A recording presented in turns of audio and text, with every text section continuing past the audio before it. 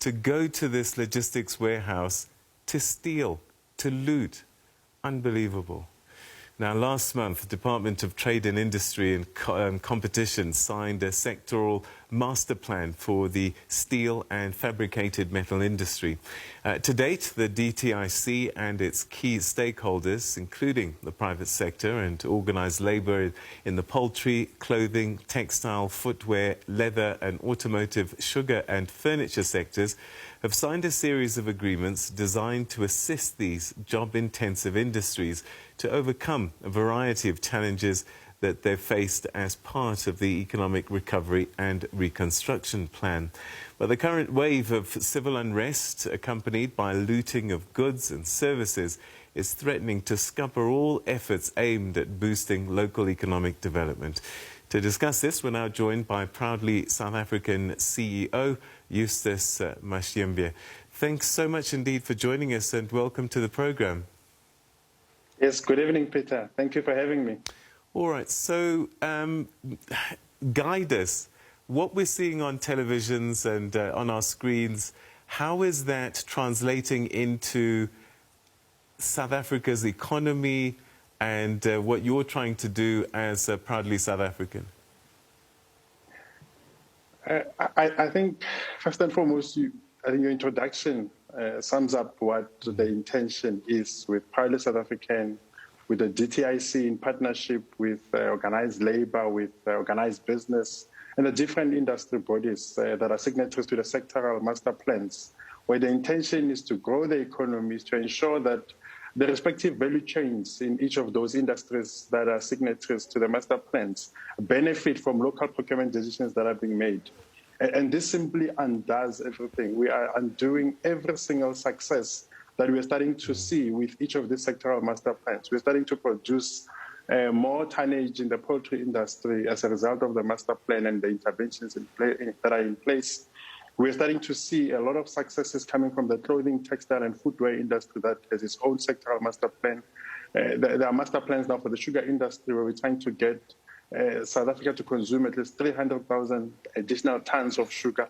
And so what we are seeing now reverses all of that, in that all those jobs that have been created in the process are going to be lost. Because when retailers are hit as hard as they are, the manufacturers will also feel the brunt. And so everyone who is part of that value chain is going to feel the brunt. And that is the saddest part about this.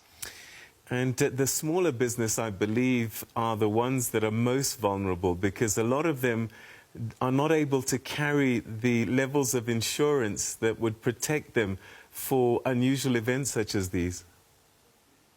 And you are very right. That's why the sectoral master plans have a strong focus, not just on local procurement and localization, but on transformation, so that we provide the small businesses that are really battling in this economy to get beyond the levels at which they are. So the sectoral master plans seek to give them access to market opportunities. New entrants are able to secure markets that they would have battled to access. And now with businesses that are being assisted to grow through transformation programs that are put in place, through localization programs that are put in place, have now been dealt a huge setback. A lot of them do not have the kind of insurances that is required to keep them afloat at times like this, when disasters like this strike.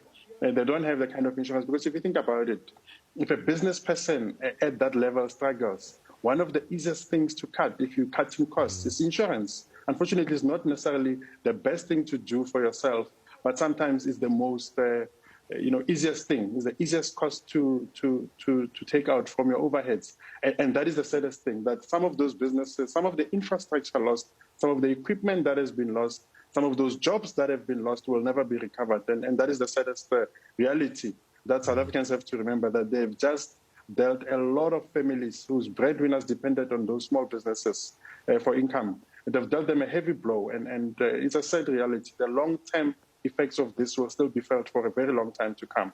All right, I've been thinking about this all day, actually, that there's this perceived short-term gain, and it's very short-sighted, but it will come at a cost long-term.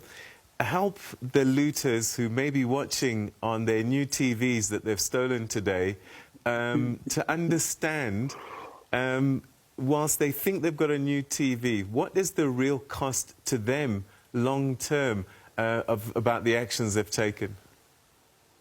You know, the real cost impact stretches way beyond that short-term gain, and I think you summed it up nicely. In that, you know, you might be sitting with that television, but think of those people who are employed in those companies that make those TV sets. Now they have to start from scratch, build up that infrastructure. Over that whole time when they're building up that infrastructure, where they're trying to find new sources of raw materials, etc., because the guys who supply them with raw materials might also be impacted by the strikes.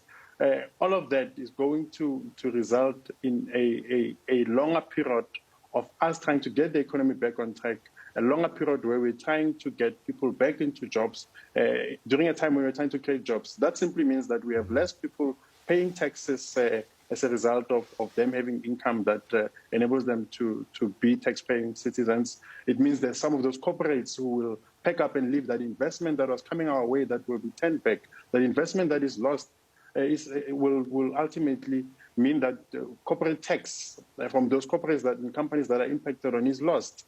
And what does it mean? Where does government get the money then to pay some of those grants that we want government to keep paying? Where does government get the money to supply us with the kind of basic services that we require? That's where taxes come from. So it's both personal taxes and corporate taxes that are going to be lost. The long-term effects will not spare any of us. All of us are going to feel it for a long time to come. All right, and perhaps finally, I guess also, you know, there's a lot of young people who are saying, look, I've got nothing anyway, I'm unemployed. But the reality is that company might have grown and created a job for those young people. And now, if that company disappears, then all bets are off. And that's what the Buy Local campaign is about. What we stand for as Proudly South African as a Buy Local campaign is that you need people to make purchasing decisions that benefit the South African economy, so that as the economy grows, because these companies that produce these products are then in a position to produce more as a result of the increased demand for whatever products or services they're rendering, it then gives those companies an opportunity to produce more and as a result bring in more. Outside of retaining the jobs they have, they can then bring in additional employees and create new job opportunities, and that's where these young people would have been absorbed. The situation was not hopeless, hence the sectoral master plans. And that's why I love where you started with the master plans, because that was the intention. It's part of growing the economy over time. That's why there are targets set in each of these master plans, because linked to those targets that talk to local procurement, there are targets that talk to how many jobs will be created by each of those industries that have these sectoral master plans. And who else was going to benefit? The youth, the same youth who are now feeling hopeless and feel that this is the way to go for whatever reason. And we're not in any way downplaying the socio-economic challenges that are on the ground. We are not downplaying the high levels of unemployment, especially amongst the youth. But what we have done is we have created a situation where more young people are going to stay out of jobs. More young people are going to be out of jobs. We are going to have breadwinners who've lost their jobs, who won't be able to take their kids to school. So it perpetuates high levels of poverty and unemployment, and sadly so. All right, Eustace, we're going to have to leave it there. Thanks so much indeed for joining us and helping tell this story. Perhaps it might knock some sense into a few people. Thanks so much indeed for joining us. Okay. Thank you, Peter. Thank you for having me. So that's the CEO of Proudly South African, Eustace Mashimbye, talking to us about the tragedy about what we're seeing these last few days having a long-term effect. Now, the Justice, Crime Prevention and Security Cluster says that it did a lot to